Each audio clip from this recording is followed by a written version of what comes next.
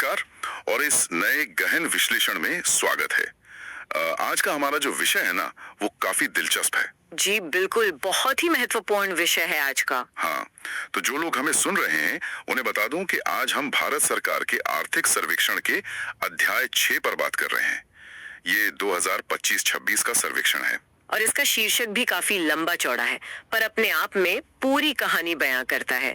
कृषि और खाद्य प्रबंधन, उत्पादकता वृद्धि, आय सुरक्षा और खाद्य सुरक्षा सुनिश्चित करना। एकदम सही। और आज की चर्चा के लिए जो स्रोत हम इस्तेमाल कर रहे हैं वो कोई लेख या ओपिनियन पीस नहीं है। ये सीधे आर्थिक मामलों के विभाग द्वारा जारी किए गए आधिकारिक दस्तावेज हैं। मतलब हम सीधे डेटा और तथ्यों पर बात करेंगे। बिल्कुल। आमतौर पर जब हम कृषि शब्द सुनते हैं ना, तो दिमाग में क्या आता है? खेत आते हैं, ट्रैक्टर, या फिर वो पारंपरिक खेती की तस्वीर उभरती है। हाँ, ज्यादातर लोग यही सोचते हैं। लेकिन आज की ये चर्चा ना इस रूढ़िवादी छवि को पूरी तरह से तोड़ने वाली है। मतलब हम ये समझेंगे कि कृषि अब सिर्फ ग्रामीण आजीविका तक सीमित नहीं है, बल्कि ये भारत की व्यापक अर्थव्यवस्था का मुख्य इंजन है। हाँ वही, विकसित भारत के दृष्टिकोण का सबसे महत्वपूर्ण हिस्सा। और मैं यहाँ जोड़ना चाहूंगी कि इस विश्लेषण का उद्देश्य सिर्फ सरकारी आंकड़े पढ़ना या ये बताना नहीं है कि वृद्धि दर कितने प्रतिशत है। सही बात है, वो तो कोई भी पढ़ सकता है। हमारा मुख्य लक्ष्य उन बुनियादी ढांचागत बदलावों को समझना है, साथ ही जलवायु की जो गंभीर चुनौतियां आ रही हैं और जो नए तकनीकी समाधान है ना, उन सब की गहराई में जाना है, जो असल में हमारी खाद्य प्रणालियों के भविष्य को आकार दे रहे हैं। बिल्कुल, क्योंकि दुनिया भर में जो भू राजनीतिक तनाव चल रहे हैं और जलवायु संकट है, उसके बीच ये समझना बहुत जरूरी हो जाता है कि भारत की कृषि व्यवस्था खुद को भविष्य के लिए कैसे तैयार कर रही है। तो चलिए इस पर विस्तार से चर्चा करते हैं। ये डिकोड करते हैं कि कैसे भारतीय कृषि वैश्विक झटकों और आपूर्ति श्रृंखला की बाधाओं के बावजूद एक ऐसा लचीलापन दिखा रही है,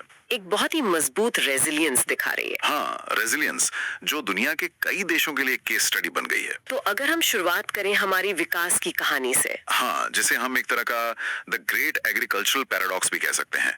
अगर हम आधिकारिक आंकड़ों पर नजर डालें तो कृषि और संबंध गतिविधियों में हमारी जो औसत वार्षिक वृद्धि दर है ना, जिसे हम एजीआर कहते हैं, जी एजीआर, उसने वैश्विक औसत को पीछे छोड़ दिया है।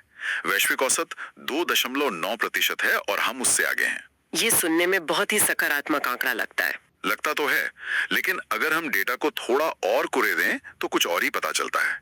वृद्धि का ये जो इंजन है, ये सिर्फ हमारी पारंपरिक फसल खेती से नहीं आ रहा है। हाँ, ये एक बहुत बड़ा पॉइंट है। ये असल में पशुपालन, मत्स्य पालन, मुर्गी पालन और बागवानी जैसे उच्च मूल्य वाले संबद्ध क्षेत्रों से आ रहा है। ये क्षेत्र लगातार 5 से 6% की दर से बढ़ रहे हैं, जो कि पारंपरिक खेती से कहीं ज्यादा है। अगर मैं इसे क्रिकेट के नजरिए से देखूं तो ये ऐसा है जैसे हमारी टीम के ओपनिंग बैट्समैन थोड़ा संघर्ष कर रहे हैं। मतलब हमारी गेहूं और धान जैसी पारंपरिक फसलें। बिल्कुल, लेकिन जो मिडिल ऑर्डर है, यानी हमारे संबद्ध क्षेत्र, वो तेजी से रन बनाकर पूरी अर्थव्यवस्था की पारी को संभाल रहे हैं।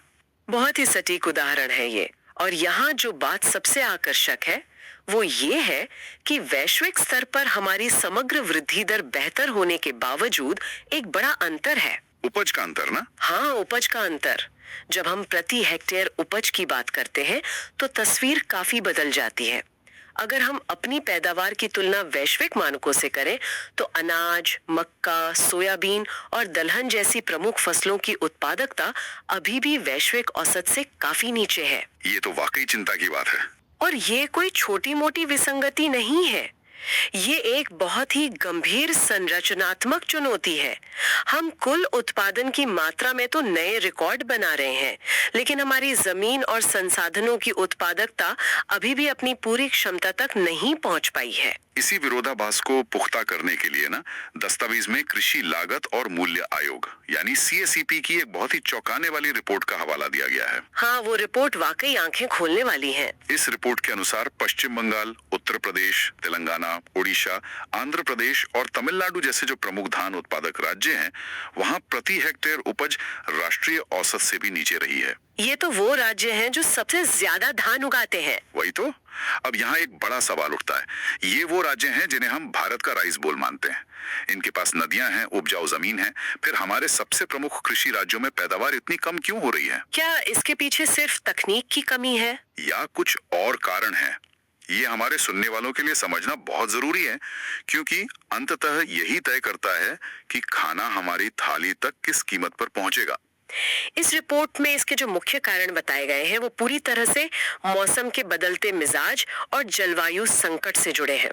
मतलब मौसम का सीधा असर। बिल्कुल, बेमौसम बारिश हो जाना, हीट स्ट्रेस यानी गर्मी का बढ़ता तनाव और लंबे समय तक बारिश न होने की स्थिति, जिसे हम ड्राई स्पेल्स कहते हैं, यही उपज में गिरावट के मुख्य कारण है। तो ये सिर्फ खराब बीजों का मामला नहीं है। नहीं, देखिए, फसल के विकास के कुछ बहुत ही नाजुक चरण होते हैं, जैसे कि फूल आने का समय या जब दाना भर रहा होता है। ठीक उसी दौरान जब तापमान अचानक बढ़ जाता है या बेमौसम बारिश हो जाती है, तो पूरी फसल की गुणवत्ता और मात्रा गिर जाती है। और आजकल तो ऐसा हर साल ही हो रहा है। हाँ, ये अब कोई अपवाद नहीं रहा, बल्कि एक नियमित चुनौती बन गया है। इस डेटा का सीधा असर हमारी अर्थव्यवस्था पर पड़ता है। अगर उपज नहीं बढ़ेगी तो बढ़ती आबादी की खाद्य मांग को पूरा करना मुश्किल हो जाएगा। और किसानों की आय को दोगुना करने का जो लक्ष्य है, वो तो एक गणितीय पहेली ही बनकर रह जाएगा। तो इस उपज के संकट को हल करने के लिए दस्तावेज में क्या समाधान बताए गए हैं? उपज के इस संकट को हल करने की दिशा में जो सबसे पहली कड़ी है, वो है बीज की गुणवत्ता। रिपोर्ट बहुत स्पष्ट रूप से बताती है कि हालांकि बीज की उपलब्धता में सुधार हुआ है, लेकिन नई और उच्च गुणवत्ता वाली किस्मों का इस्तेमाल अभी भी बहुत असमान है। तो इस सब का असल मतलब क्या है? इसका मतलब है कि तकनीक हर जगह नहीं पहुंच रही है। सही कहा। इसका सीधा सा अर्थ ये है कि कृषि विज्ञान केंद्रों और प्रयोगशालाओं में जो नई जलवायु अनुकूल तकनीक और उन्नत बीज विकसित किए जा रहे हैं, उनका लाभ देश के हर छोटे और सीमांत खेत तक नहीं पहुंच पा रहा है। आज भी लाखों किसान पुरानी किस्मों पर निर्भर हैं। या फिर पिछली फसल से बचा कर रखे बीजों पर। जब तक प्रमाणित और मौसम की मार सहने वाले बीज हर किसान की पहुंच में नहीं होंगे, तब तक उत्पादकता का ये अंतर पाटना नामुमकिन सा लगता है। और अगर हम इसे व्यापक दृष्टिकोण से जोड़कर देखें, तो बीजों की गुणवत्ता के साथ साथ एक और बहुत बड़ा मुद्दा है, मिट्टी का स्वास्थ्य। बिल्कुल, ये शायद ज्यादा खतरनाक मुद्दा है। आर्थिक सर्वेक्षण के बॉक्स 6.4 में उर्वरकों के उपयोग पर जो गहराई से चर्चा की गई है, वो एक चेतावनी की तरह है। उसमें एनपीके अनुपात के बारे में बात की गई है ना? हाँ, पिछले 3 दशकों से हमारी मिट्टी में नाइट्रोजन, फास्फोरस और पोटाश के उपयोग में एक बहुत ही भारी और नुकसानदेह असंतुलन आ गया है। पर यह असंतुलन रातों रात तो नहीं आया होगा। क्या ऐसा हो सकता है कि हमारी अपनी नीतियां ही अनजाने में इस समस्या को बढ़ावा दे रही हों? ये एक बहुत ही जायज सवाल है। क्योंकि जब हम उर्वरकों की बात करते हैं, तो सब्सिडी का एक बहुत बड़ा आर्थिक पहलू भी सामने आ जाता है। बिल्कुल, इस संकट की जड़ें हमारे कृषि इतिहास और सब्सिडी के ढांचे दोनों में गहराई से समाई हुई हैं। अगर हम हरित क्रांति के दौर को याद करें, जब उच्च उपज वाली किस्मों यानी HYV का विस्तार हुआ था। हाँ, और सिंचाई सुविधाओं का भी, तब नाइट्रोजन आधारित उर्वरकों, खासकर यूरिया के अधिक उपयोग ने उत्पादन को तेजी से बढ़ाया था। उस समय देश को उसकी जरूरत भी थी। बिल्कुल जरूरत थी, लेकिन समय के साथ क्या हुआ कि यूरिया पर अत्यधिक सब्सिडी के कारण ये किसानों के लिए सबसे सस्ता विकल्प बन गया। और फास्फोरस और पोटाश महंगे रहे। सही, इसलिए किसानों ने यूरिया का अंधाधुंध इस्तेमाल शुरू कर दिया। इसका नतीजा ये हुआ कि पंजाब और हरियाणा जैसे राज्यों में, जहां हरित क्रांति सबसे सफल रही, आज वहां की मिट्टी अपनी प्राकृतिक उर्वरता खोती जा रही है। ये तो बहुत ही चिंताजनक है। कृषि विज्ञान द्वारा तय किए गए मानक एनपीके अनुपात से हम मीलों दूर निकल चुके हैं। अब मिट्टी इन उर्वरकों के प्रति वैसी प्रतिक्रिया नहीं दे रही है। इसे अगर मैं एक आम इंसान की दिनचर्या से जोड़े, तो ये बिल्कुल वैसा ही है जैसे कोई व्यक्ति ऊर्जा पाने के लिए सिर्फ कार्बोहाइड्रेट और चीनी का अत्यधिक सेवन करे और प्रोटीन या विटामिन को पूरी तरह नजरअंदाज कर दे। एकदम सही। कुछ समय के लिए तो शरीर को ऊर्जा मिलेगी, लेकिन लंबे समय में शरीर अंदर से खोखला हो जाएगा। हमारी मिट्टी की स्थिति भी बिल्कुल वैसी ही हो गई है। उसे सिर्फ नाइट्रोजन के सहारे नहीं छोड़ा जा सकता। हाँ, उसे नाइट्रोजन के शुगर रश की नहीं, बल्कि एक संतुलित पोषण की जरूरत है। इसी कारण से शायद सरकार अब मृदा स्वास्थ्य कार्ड और संतुलित उर्वरक उपयोग जैसी योजनाओं पर इतना जोर दे रही है। और ये आर्थिक दृष्टिकोण से भी बहुत महत्वपूर्ण है।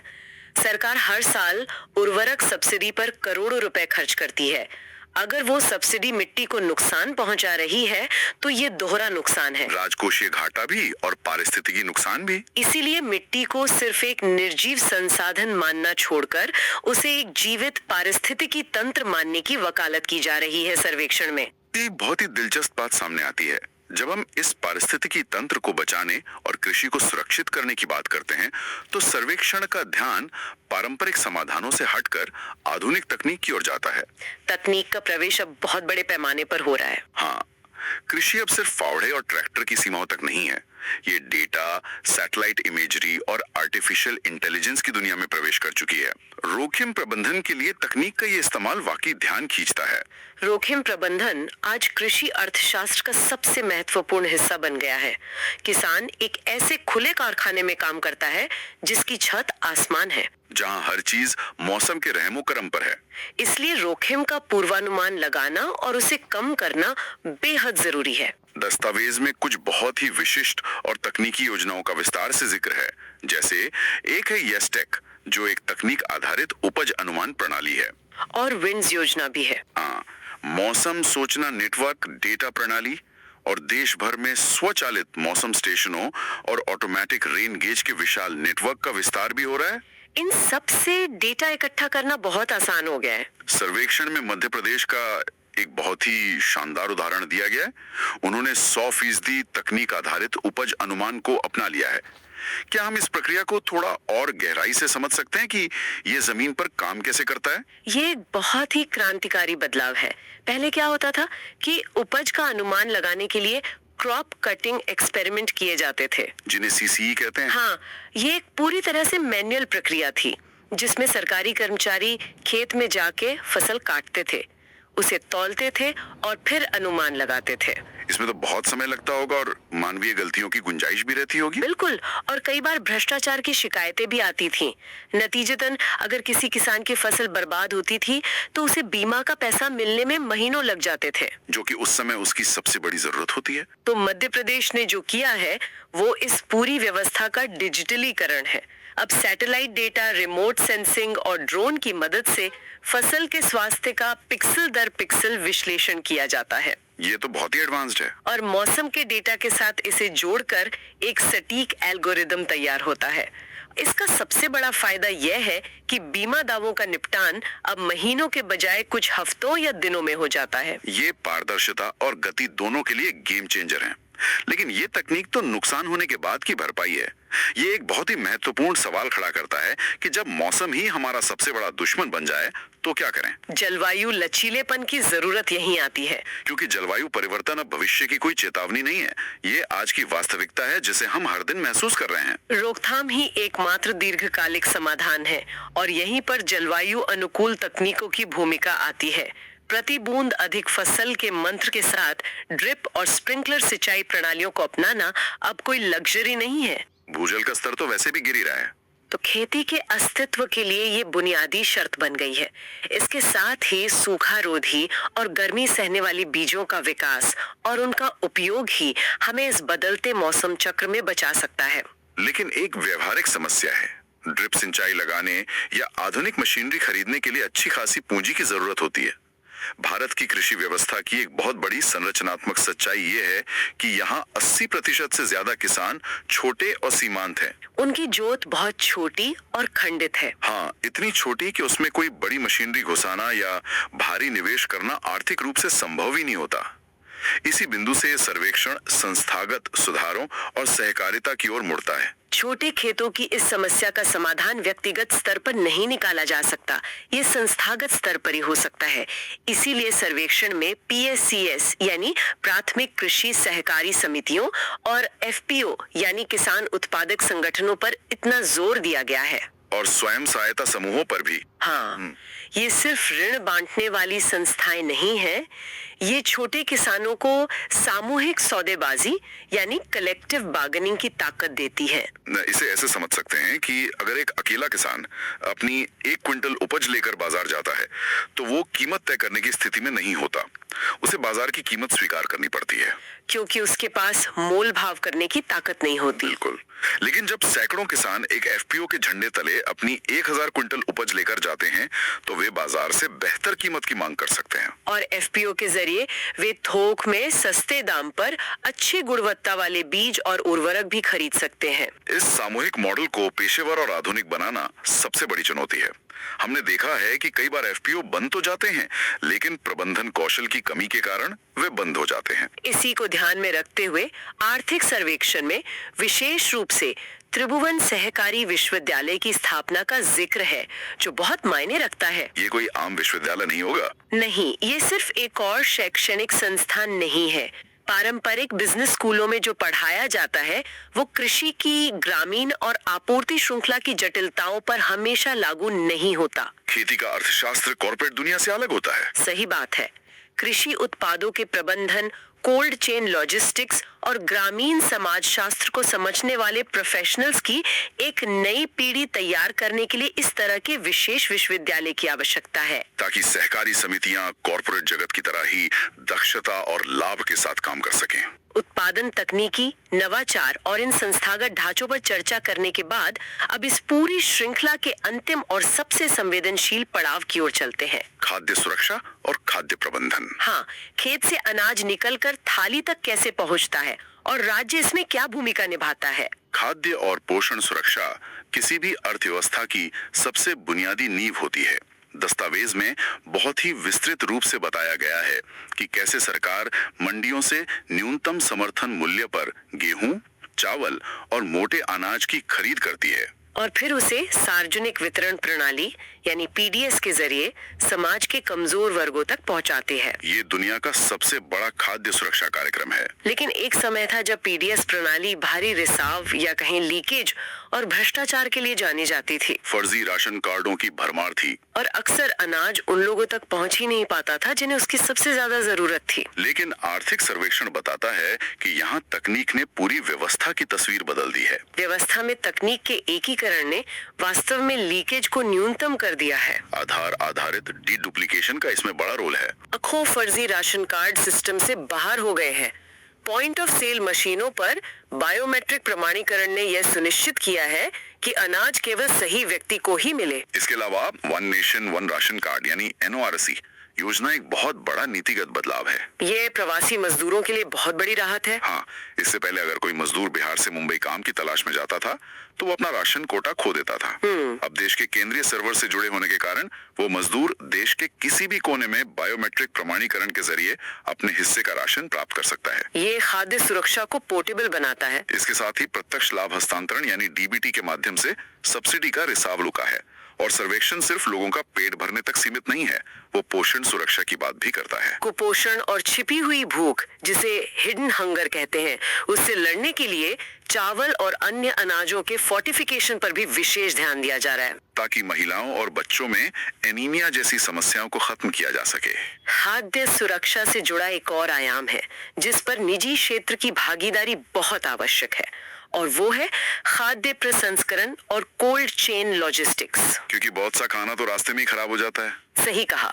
जब तक हमारे पास एक मजबूत कोल्ड चेन नेटवर्क नहीं होगा, तब तक हम अपनी उच्च मूल्य वाली उपज जैसे फल और सब्जियों को बर्बाद होने से नहीं बचा पाएंगे। कृषि को वैश्विक स्तर पर प्रतिस्पर्धी बनाने के लिए वैल्यू एडिशन बहुत जरूरी है।